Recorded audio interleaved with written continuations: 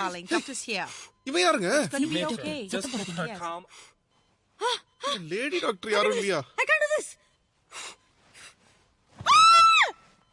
என்னாச்சு? குழந்தை பிறந்துருச்சா? பிறந்த மாதிரியே கத்துனா. Am I done? இல்லையா? ஏய். என்னடா சொல்றீங்க? இல்லையா அவன்? பெயின் போறதுக்கு இது பண்ண முடியாது. ஐயோ, அர்ஜுன். முடியல, வலிக்குதுடா. பெயின் வாங்க. அர்ஜுன், முடியல அர்ஜுன்.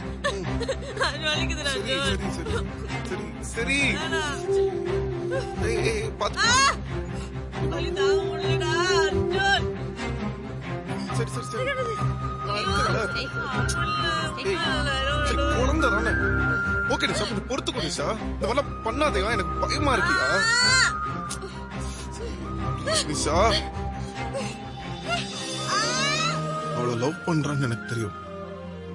ஆனா அவளை எவ்வளவு லவ் பண்றேன்னு அன்னைக்குதான் தெரிஞ்சது. ஒரு தடவை அப்படியே செத்துட்டு திருப்பி உயிரோட வர ட்ரை பண்ணிட்டு இருந்த மாதிரியே இருந்தது. அந்த நிமிஷம் எனக்கு வேற எதுவுமே பெருசா தோணல. குழந்தை எதுவுமே இல்லை, இவன் மட்டும் எனக்கு திருப்பி வந்தா போதும், என் கூட இருந்தா போதும்னு மட்டும்தான் தோணுச்சு.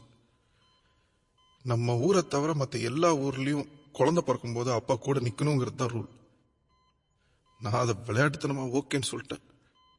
நிற்கும் போதுதான் தெரிஞ்சது அது எவ்வளவு வலியான ஒரு விஷயம். அவளை விட எனக்கு தான் அன்னைக்கு அவ்வளவு வலிச்சது.